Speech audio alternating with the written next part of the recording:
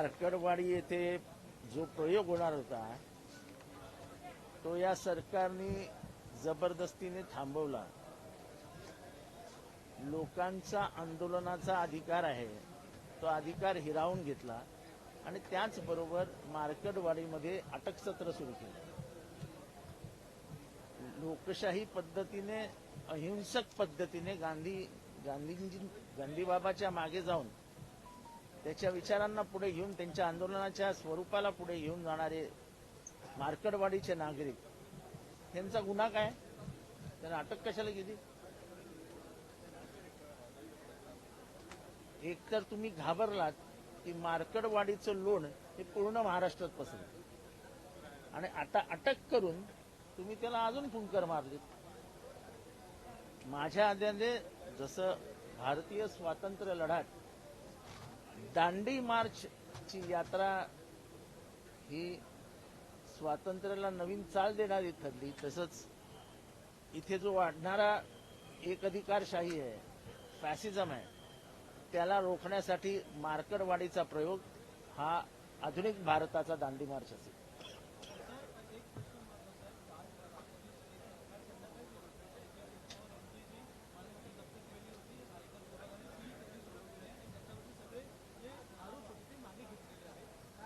चांगलं आहे, चांगलं आहे, त्यात काय वाईट काय?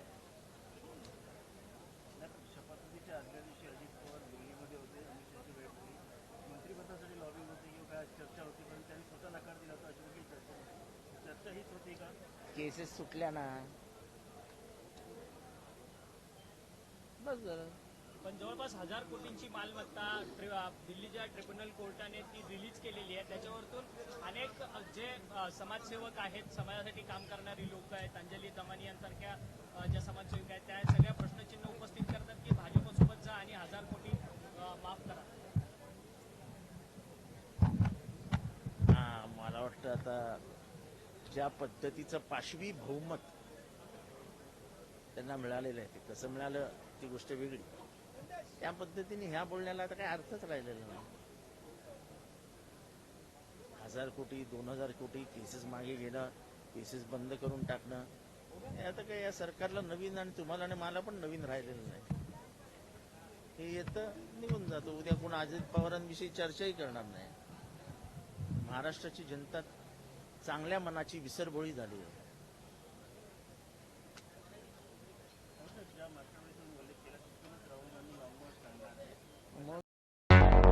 मुंबई, पुणे, नागपूर, मराठवाडा असो का विदर्भ, राजकीय, सामाजिक, शैक्षणिक क्षेत्र असो का क्रीडा, सर्वच घडामोडीचे विश्लेषण पाहायला विसरू नका।